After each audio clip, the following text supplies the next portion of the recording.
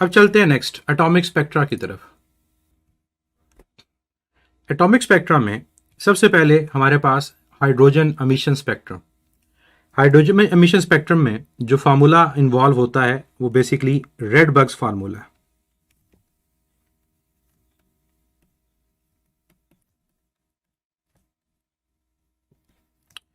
वो रेडबर्ग्स फार्मूला की हमारे पास मैथमेटिकल जो फॉर्म है वो क्या है, 1/λ is equal to Rydberg constant times 1/p² minus n²।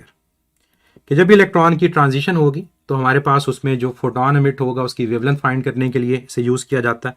Synth की बुक में ये इन टर्म्स ऑफ फ्रीक्वेंसी है और उसमें f is equal to c speed of light times Rydberg constant 1/p² minus 1/n²। इस फार्मूला के अंदर जो 1/λ है, इस 1/λ को वेव नंबर का नाम भी दिया जाता है। तो कई दफा वेव नंबर कैलकुलेट करने को कहा जाता है। जो हमारे पास r है ये रेडबर्ग कांस्टेंट है, इसकी वैल्यू भी आपने याद रखनी है। और उसका रिलेशन जो मैथमेटिकल है वो बताया था मैंने आपको कि रेडबर्ग कांस्टेंट किसके इक्वल है, ये E0/AC के इक्वल है हाइड्रोजन के लिए। लेकिन अगर हाइड्रोजन के अलावा बात करेंगे तो यहां पर फिर आपके पास एटॉमिक नंबर भी इन्वॉल्व होता है, वो z² के साथ होगा। तो रेडबर्ग कांस्टेंट का फिर हम बात करते हैं कि क्या इसकी डिपेंडेंस हमारे पास एटॉमिक नंबर पे होती है, तो बिल्कुल होती है। हाइड्रोजन के लिए ये तब है जब z की वैल्यू 1 के इक्वल है, और अगर हमारे पास z की वैल्यू 1 के इक्वल ना हो तो फिर रेडबर्ग कांस्टेंट इक्वल होता है z² E0/hc।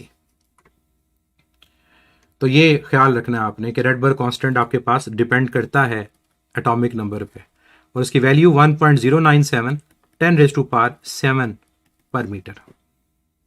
तो इसके क्वेश्चंस आपको पता है कैसे आते हैं कि आपको P और N के बारे में आपको आइडिया होना चाहिए कि P N क्या है। P आपके पास लो एनर्जी लेवल है, N आपका हाई एनर्जी लेवल है। तो इलेक्ट्रॉन की ट्रांजिशन जब हाई एनर्जी लेवल से लो एनर्जी लेवल पे होगी तो जो फोटोन इमिट होगा उसकी वेवलेंथ फाइंड करने के लिए या फ्रीक्वेंसी फाइंड करने के लिए हम रेडबर्ग फार्मूला को यूज कर रहे होते हैं। फिर दो शॉर्टकट्स मैंने आपको यहां बताए थे नंबर ऑफ स्पेक्ट्रल लाइंस के, कि अगर आपको नंबर ऑफ स्पेक्ट्रल लाइंस या नंबर ऑफ ट्रांजिशंस कैलकुलेट करनी हो तो कैसे करेंगे।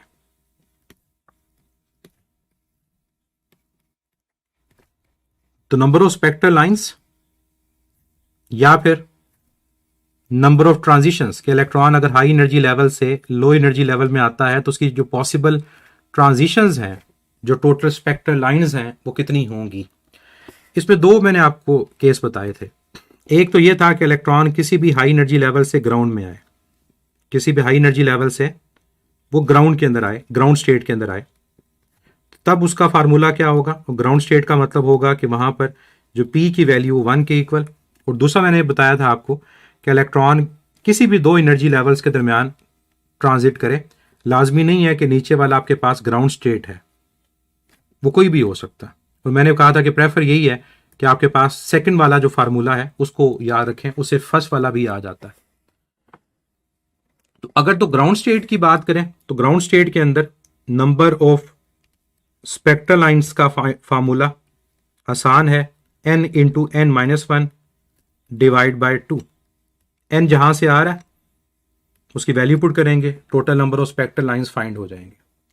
और अगर वो ग्राउंड स्टेट में नहीं आ रहा, हमें फर्ज करो कहा गया कि फिफ्थ एक्साइटेड स्टेट से सेकंड एक्साइटेड स्टेट में आया, तो अब ग्राउंड स्टेट तो नहीं है, तो उस केस में फिर आपने n1 और n2 की फॉर्म में इस फार्मूला को याद रखना है।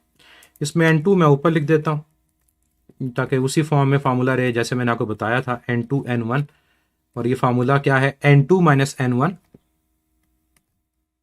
Into n2 minus n1 plus 1 and divide by 2। और इस फार्मूला के अंदर भी अगर आप n1 की जगह 1 पुट करेंगे मतलब ग्राउंड स्टेट, तो पहले वाला फार्मूला ही ड्राइव हो जाता। तो दोनों को याद रख लें, एक को याद रख लें, ये आपकी अपनी मर्जी है।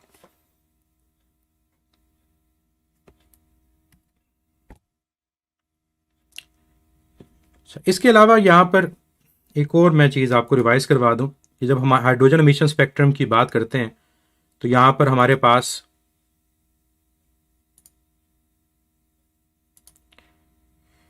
स्पेक्ट्रल सीरीज का टॉपिक आता है और स्पेक्ट्रल सीरीज के अंदर भी हमने शॉर्टेस्ट वेवलेंथ और मैक्सिमम वेवलेंथ के शॉर्टकट्स को पढ़ा था। वो भी बेहतर है कि मैं रिवाइज करवा देता हूँ क्योंकि उसके क्वेश्चंस भी आपसे पूछे जाते हैं।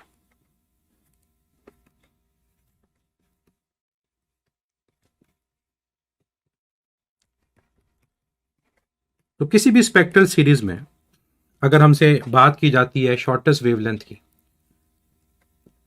या मिनिमम वेवलेंथ जो हमारे पास होगी, तो शॉर्टेस्ट वेवलेंथ तब होती है जब आपकी एनर्जी मैक्सिमम होती है, मतलब इलेक्ट्रॉन जब दूर से आएगा। तो आपने याद रखें उस कहते हैं रेडबर्ग फार्मूला के अंदर P तो उस स्पेक्ट्रल सीरीज के अकॉर्डिंग आएगा, n की वैल्यू इन्फिनिटी पुट करनी है। और लॉन्गेस्ट वेवलेंथ की जब बात हो तो लॉन्गेस्ट वेवलेंथ तब जब एनर्जी मिनिमम, और एनर्जी तब कम होती है जब इलेक्ट्रॉन करीब से आएगा, एनर्जी डिफरेंस कम होगा।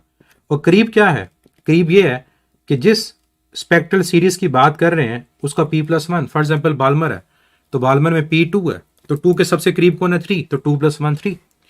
तो एक तो ये होता है कि शॉर्टेस्ट वेवलेंथ के लिए और लॉन्गेस्ट वेवलेंथ के लिए n की वैल्यू क्या है।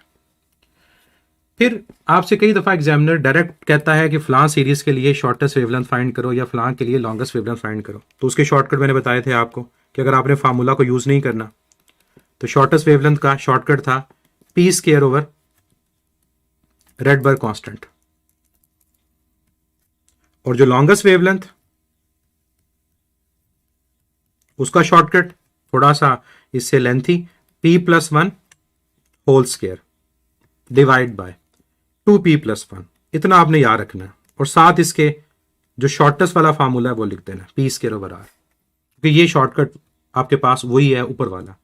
फिर आपसे एग्जामिनर इनकी रेशो पूछता है शॉर्टेस्ट वेवलेंथ और लॉन्गेस्ट वेवलेंथ की, तो आपने इन दोनों को डिवाइड कर देना, तो उससे आपके पास इनकी जो रेशो है वो भी आ जाएगी।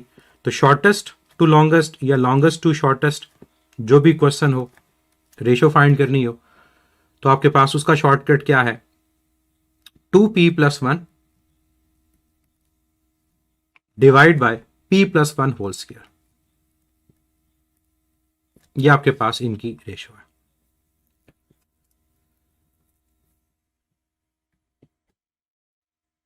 Next, Bohr's atomic model. Bohr's atomic model के अंदर आपके पास क्वांटाइज एनर्जी, रेडियाई, इसी तरह वेलोसिटी, इनके फार्मूलाज हैं, उनको हमें रिवाइज करना है, और इसके अलावा एंगुलर मोमेंटम।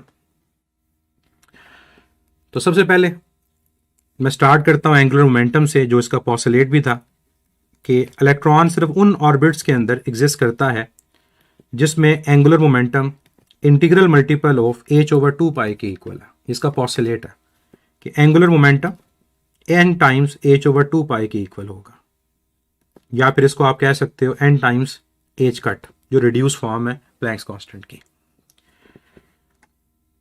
और इस फार्मूला को angular momentum mvr is equal to n times h/2π इस तरह भी लिखा जा सकता है। इस केस में जो r है वो आपके पास उस ऑर्बिट की रेडियस की वैल्यू और ये क्वांटाइज वैल्यू है। लेकिन एंगुलर मोमेंटम पूछा जाए किस पे डिपेंड करेगा, तो वो सिर्फ और सिर्फ आपके इस क्वांटम नंबर पे डिपेंड करेगा। क्वांटम नंबर की वैल्यू बढ़ेगी, एंगुलर मोमेंटम की वैल्यू भी बढ़ रही होगी। सेकंड, जब भी इलेक्ट्रॉन की ट्रांजिशन होगी एनर्जी तब एमिट होगी, और energy in terms of photon. तो उस फोटॉन की एनर्जी क्या होगी, और ये तब है जब इलेक्ट्रॉन की ट्रांजिशन किसी भी हाई एनर्जी लेवल से लो एनर्जी लेवल में है। तो इस फोटॉन की एनर्जी का फार्मूला हमारे पास आता है HF is equal to EN minus EP। इसको आप hc/λ इस फॉर्म में भी लिख सकते हैं, और EN माइनस EP। फिर बाकी रिलेशंस क्या हैं, वन बाय वन अब उनकी बात करते हैं। जैसे क्वांटाइज रेडियाई,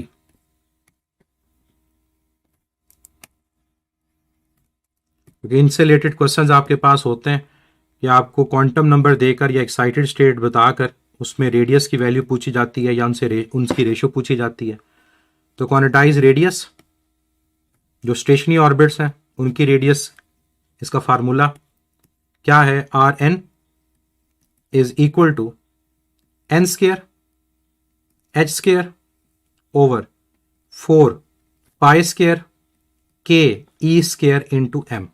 ये पंजाब और बाकी बुक्स के अंदर है, KPKE और बलोचिस्तान।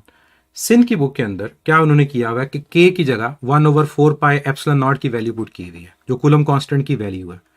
तो उससे जो फार्मूला आपके पास ड्राइव होता है वो n square h square epsilon not divide by pi E square m है। तो ये बाकी बोर्ड्स के लिए भी इंपॉर्टेंट है, उनसे भी MCQ में ये चीज पूछी जा सकती है।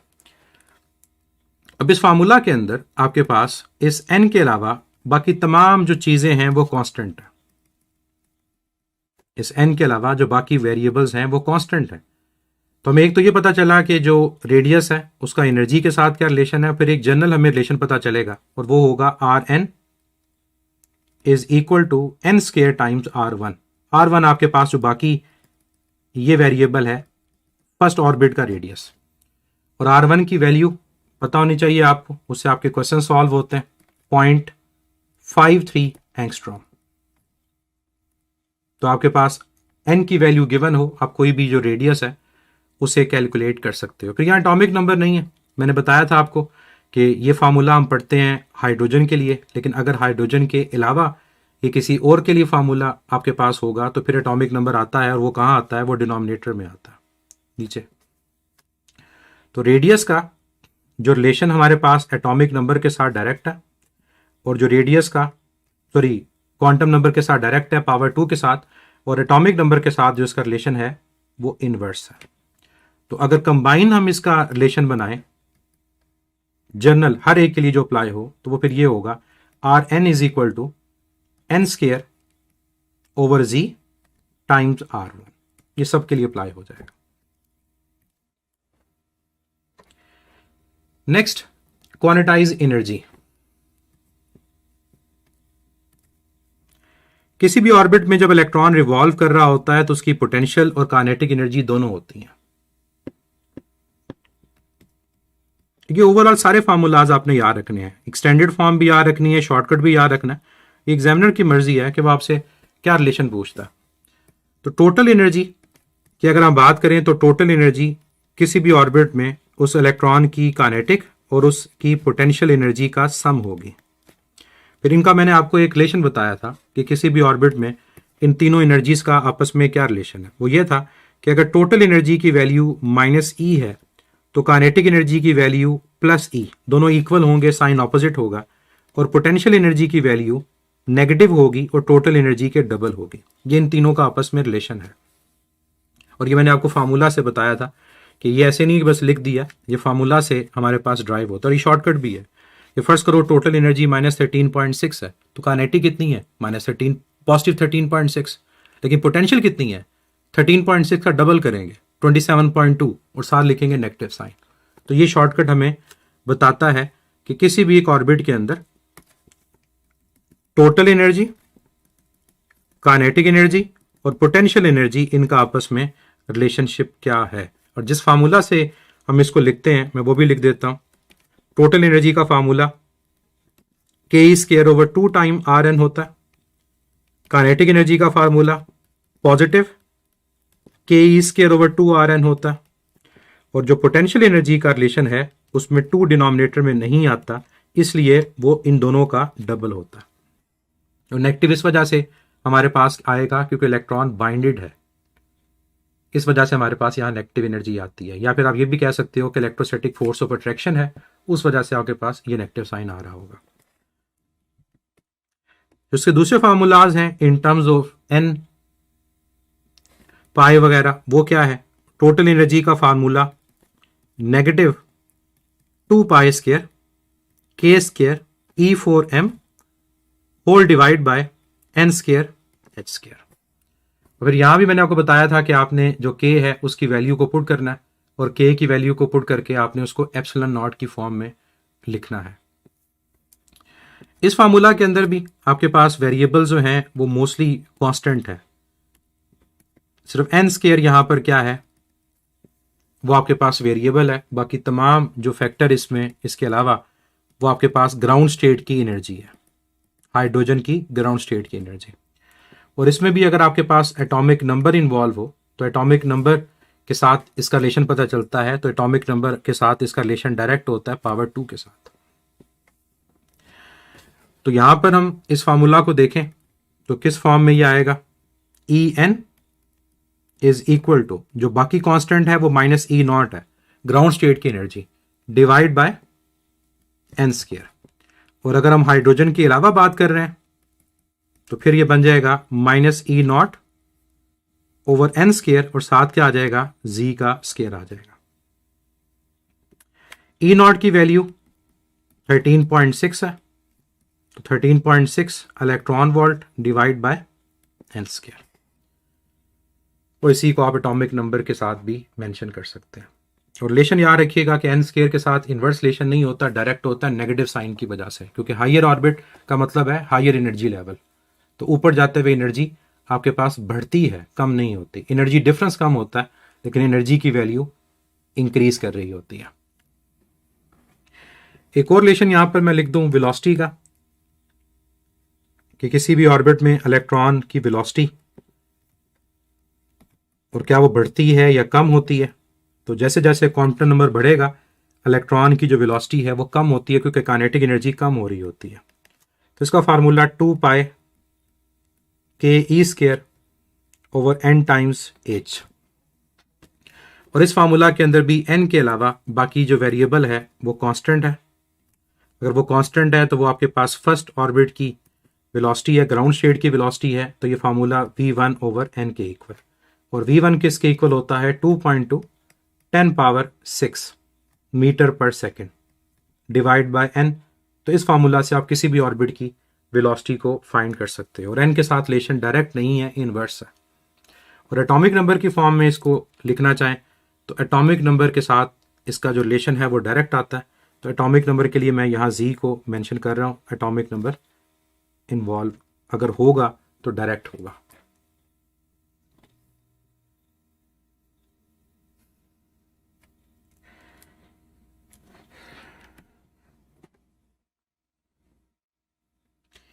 यहाँ एक चीज़ और जो मैं रिवाइज करवा दूं आपको कि n के बढ़ने से क्या क्या वैल्यूज़ बढ़ती हैं और क्या क्या वैल्यू कम होती हैं।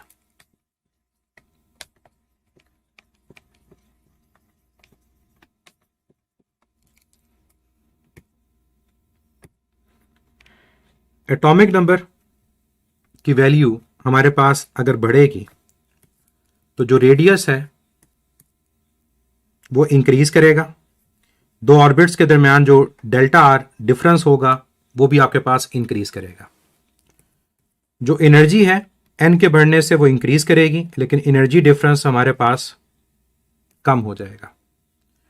पोटेंशियल एनर्जी और काइनेटिक एनर्जी की अगर बात करें तो जितना दूर जाएंगे ऑब्वियसली पोजीशन चेंज हो रही है, पोटेंशियल एनर्जी बढ़ती है, लेकिन दूर जाने से हमारी वेलोसिटी कम होती है, काइनेटिक एनर्जी कम होती है। तो काइनेटिक एनर्जी, वेलोसिटी, इन दोनों का बिहेवियर एक जैसा होगा। एंगुलर मोमेंटम एन के साथ डायरेक्ट रिलेशन है, उसका ताल्लुक कोई ऑर्बिट से नहीं है, तो एंगुलर मोमेंटम बढ़ेगा, लेकिन जो मोमेंटम लीनियर है उसका ताल्लुक वेलोसिटी के साथ है। तो लीनियर मोमेंटम जो होगा वो वेलोसिटी के कम होने से वो कम हो रहा होगा। तो ये भी बड़ा एक इंपॉर्टेंट रिजल्ट होता है जो आपसे एग्जामिनर पूछता है कि क्या चीज़ बढ़ रही है और क्या चीज़ कम हो रही है।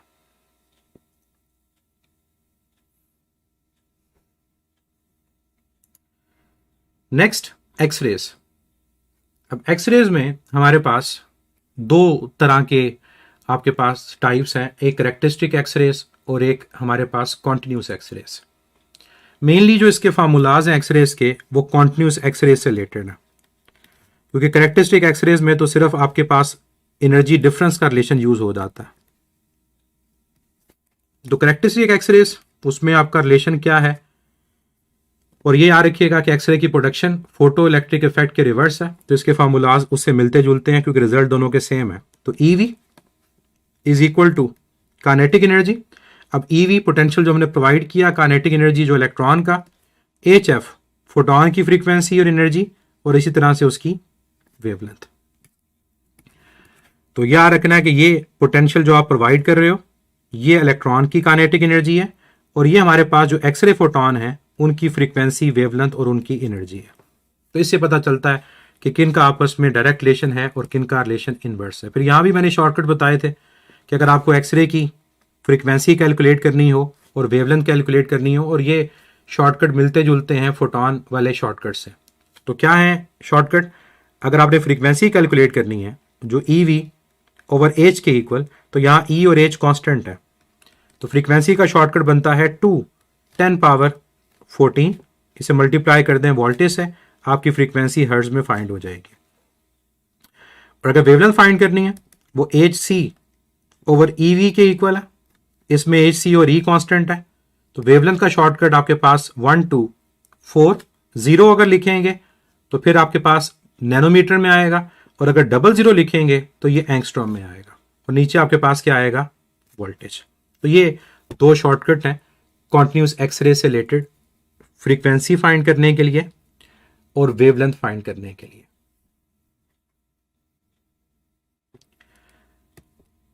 कैरेक्टरिस्टिक एक्सरे, पहले उसे मैं सेपरेटली डिस्कस कर लेता हूं। एक और चीज यहां बताता जाऊं, जैसे फ्रीक्वेंसी और वेवलेंथ है, आपसे अगर इलेक्ट्रॉन की वेलोसिटी फाइंड करने को कहा जाए तो काइनेटिक एनर्जी को कंपेयर करके करेंगे, तो इलेक्ट्रॉन की जो वेलोसिटी होगी उसका शॉर्टकट, ये पहले भी मैंने आपको बताया, 2 टाइम चार्ज पोटेंशियल ओवर मास, ये किसके इक्वल होगा, 6 10⁵5, ये 2E और m की जगह अंडर रूट ऑफ वोल्टेज। तो ये वेलोसिटी ऑफ इलेक्ट्रॉन का शॉर्टकट है। एक्सरे की तो नहीं पूछेगा, क्योंकि एक्सरे की जो वेलोसिटी है वो तो कांस्टेंट है, स्पीड ऑफ लाइट के इक्वल। ग्राफ कैसा होता है कॉन्टिन्यूस एक्सरे का,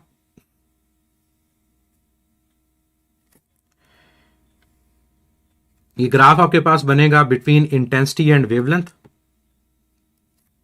तो डिफरेंट पोटेंशियल के ऊपर हम देखेंगे कि हमारे पास जो ग्राफ की पीक है वो डिफरेंट है, और ज्यादा पोटेंशियल के ऊपर उसकी पीक ज्यादा होगी और कम के ऊपर उसकी पीक कम होगी। लेकिन ग्राफ्स के अंदर जो चीज इंपॉर्टेंट है वो ये कि हमें कॉन्टिन्यूस एक्सरे के अंदर मिनिमम और मैक्सिमम वेवलेंथ का आइडिया होता है। तो जब एग्जामिनर पूछता है कि मैक्सिमम और मिनिमम वेवलेंथ किस पे डिपेंड करती है, तो ये बात याद रखिएगा कि जो हमारी मिनिमम वेवलेंथ है और जो मैक्सिमम वेवलेंथ है, ये दोनों कॉन्टिन्यूस एक्सरे का पार्ट है। तो अगर दोनों कॉन्टिन्यूस एक्सरे का पार्ट है तो इन दोनों की डिपेंडेंस वोल्टेज पे होगी, और क्या होगी, इनवर्स। तो एक्सरे की प्रोडक्शन में मैक्सिमम और मिनिमम वेवलेंथ का क्वेश्चन जब भी आए, आप लोगों ने याद रखना है कि वो कॉन्टिन्यूस एक्सरे का हिस्सा है, और वो दोनों डिपेंड किस पे करेंगी, वोल्टेज पे, और क्या रिलेशन होगा उसका, इनवर्स होगा। और ये पीक डिफरेंट क्यों है, क्योंकि डिफरेंट आपके पास वोल्टेज के ऊपर है, कि जो आपने एक्सेलेटिंग वोल्टेज प्रोवाइड किया इलेक्ट्रॉन को, कि अगर ये 50 है, ये 40 है और ये 30 है, जितना पोटेंशियल ज्यादा होगा उतनी हमारे पास इंटेंसिटी जो एक्सरे की है वो ज्यादा होगी।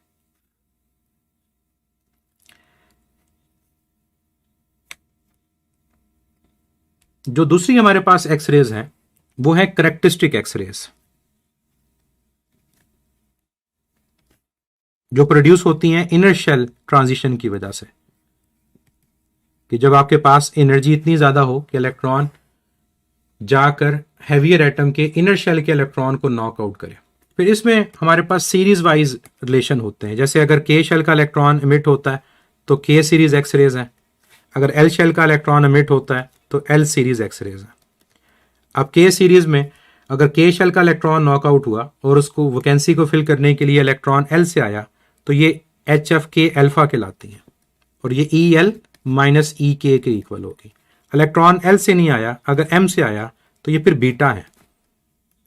तो मीन्स ये बीटा अल्फा बेसिकली ये है कि इलेक्ट्रॉन कहां से आकर उस वैकेंसी को फिल करेगा।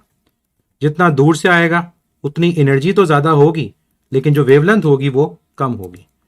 तो ये के सीरीज एक्सरेज है। इसी तरह एल सीरीज एक्सरेज, एल से इलेक्ट्रॉन नॉकआउट हुआ, अगर इलेक्ट्रॉन एम से आया तो अल्फा, अगर एन से आया तो बीटा, और अगर इलेक्ट्रॉन ओ से आया तो फिर आपके पास क्या होगा, गैमा। और फार्मूलाज उसी तरह से M minus L, N minus L, और यहां पर ओ माइनस एल।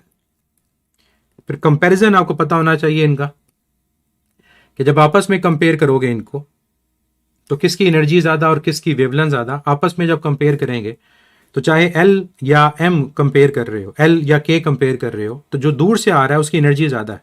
तो एनर्जी हमारे पास जो गैमा की है वो ज्यादा है बीटा से, और बीटा की ज्यादा है अल्फा से। लेकिन वेवलेंथ जो होगी वो अल्फा की ज्यादा होगी बीटा से, क्योंकि एनर्जी कम है, और गैमा से। इंटेंसिटी किसकी पॉसिबिलिटी ज़्यादा है आने की, करीब वाले की। तो एनर्जी अल्फा की ज़्यादा होती है बीटा से, और बीटा की ज़्यादा होती है गैमा से। ये के अंदर भी और एल के अंदर भी होगा। लेकिन जब आप इनका कंपैरिजन आपस में करोगे, यानी के सीरीज को आप कंपेयर एल सीरीज के साथ करोगे, तो के इनर शेल है, तो याद रखिएगा कि के की एनर्जी एल से ज़्यादा होगी, और वेवलेंथ जो होगी वो एल की ज़्यादा होगी एज कंपेयर टू के। और यही चीज़ फिर हम इसके ग्राफ के अंदर भी देखते हैं कि जब आप कैरेक्टरिस्टिक एक्सरे का ग्राफ ड्रॉ करते हैं, और कैरेक्टरिस्टिक एक्सरे का ग्राफ कोई सेपरेट ग्राफ नहीं होता, क्योंकि कैरेक्टरिस्टिक एक्सरे डिस्क्रीट लाइंस होती हैं कॉन्टिन्यूस एक्सरेज के अंदर, कि जो कॉन्टिन्यूस एक्सरे का ग्राफ होगा उसी में डिस्क्रीट लाइंस रिप्रेजेंट कर रही होंगी कैरेक्टरिस्टिक एक्सरेज को। तो कुछ इस किस्म का ग्राफ आप देखेंगे सर्टन पीक्स के साथ, यूं ये पीक्स आपके पास कैरेक्टरिस्टिक एक्सरेज है। फिर एग्जामिनर कई दफा आपसे पूछता है कि इनमें से के कौन है और एल कौन है, तो जिसकी वेवलेंथ ज्यादा वो एल है, जिसकी कम वो के है। फिर किसकी पीक ज्यादा किसकी कम, जिसकी इंटेंसिटी ज्यादा उसकी पीक ज्यादा, जिसकी इंटेंसिटी कम उसकी पीक कम। तो ये ओवरऑल आपके पास के और एल का कंपैरिजन है। इसे आप देख सकते हो कि इन चारों में से किसकी वेवलेंथ ज्यादा, एल अल्फा की, किसकी एनर्जी ज्यादा, के बीटा की। तो ये आपस में कंपैरिजन भी आप लोगों ने याद रखना है, और ये मैंने आपको लिखवाया भी था, इसको मेंशन मैं दोबारा कर देता हूं कि वेवलेंथ जो होगी वो सबसे ज्यादा होगी एल अल्फा की, उसके बाद एल बीटा की, उसके बाद के अल्फा की, और सबसे कम जो होगी वो के बीटा की होगी। और एनर्जी सबसे ज्यादा जो होगी वो एल अल्फा की होगी, सॉरी एनर्जी सबसे ज्यादा के बीटा की होगी जिसकी वेवलेंथ कम, उसके बाद आपके पास के अल्फा, फिर एल बीटा, और सबसे कम जो एनर्जी है वो हमारे पास एल अल्फा की होगी। डिपेंडेंस आप जानते हैं कि जो करेक्टरिस्टिक एक्सरेज हैं वो डिपेंड कर रही होती हैं आपकी नेचर ऑफ एटम के ऊपर, और या मोजले लॉ भी हम जानते हैं कि जो ओवरऑल करेक्टरिस्टिक एक्सरे की फ्रीक्वेंसी है उसका ताल्लुक एटॉमिक नंबर के साथ क्या होता है, डायरेक्ट होता है। और क्या रिलेशन होता है एटॉमिक नंबर के अंडर रूट के साथ, इसका सॉरी फ्रीक्वेंसी के अंडर रूट का एटॉमिक नंबर के साथ रिलेशन होगा यू, या फिर इसको आपने रिवर्स करना हो तो फ्रीक्वेंसी का एटॉमिक नंबर के स्क्वायर से रिलेशन होगा। तो करेक्टरिस्टिक एक्सरे फ्रीक्वेंसी पे डिपेंड करती है, ये वोल्टेज पे डिपेंड नहीं करती।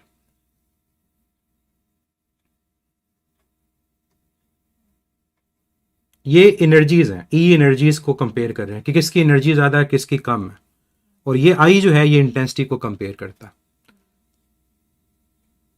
सॉफ्ट एक्सरेज, हार्ड एक्सरेज, जिनकी फ्रीक्वेंसी ज्यादा वो हार्ड एक्सरेज, उनकी पेनिट्रेटिंग एबिलिटी ज्यादा, और जिनकी फ्रीक्वेंसी कम वो सॉफ्ट एक्सरेज कहलाती हैं। ये बच्चे आपके पास